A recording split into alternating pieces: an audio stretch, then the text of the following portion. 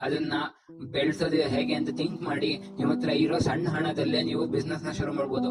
ಈಗಂತೂ social media time ಅಲ್ಲಿ ದುಡ್ಡನ್ನ ಚೂರು ಇನ್ವೆಸ್ಟ್ ಮಾಡ್ದಲೆ ಅಫಿಲಿಯೇಟ್ ಮಾರ್ಕೆಟಿಂಗ್ ಅಥವಾ ಡ್ರಾಪ್ ಶಿಪ್ಪಿಂಗ್ ಮಾಡಿ ಬಿಸ್ನೆಸ್ ನ ಶುರು ಮಾಡ್ಬೋದು.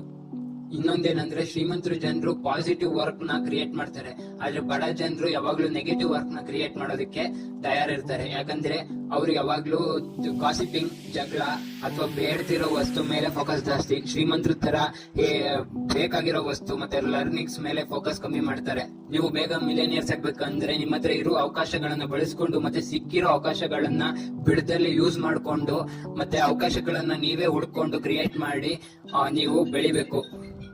ಮತ್ತಿನ್ನೊಂದೇನಂದ್ರೆ ಶ್ರೀಮಂತರ ಜನರು ಯಾವಾಗ್ಲೂ ಸಕ್ಸಸ್ಫುಲ್ ಪೀಪಲ್ ಜೊತೆನೆ ತಿರ್ಗಾಡ್ತಿರ್ತಾರೆ. ಅವರು ಯಾವಾಗ್ಲೂ ಲೇವಡಿ ಹೊಡ್ಕೊಂಡಿರೋ ಅಥವಾ ಏನು ಕೆಲಸನೇ ಮಾಡ್ತಿರೋ ಅಥವಾ ಆವರೇಜ್ ಕೆಲಸ ಮಾಡೋ ವ್ಯಕ್ತಿಗಳ ಜೊತೆ ಜಾಸ್ತಿ ತಿರ್ಗಾಡೋದಿಲ್ಲ.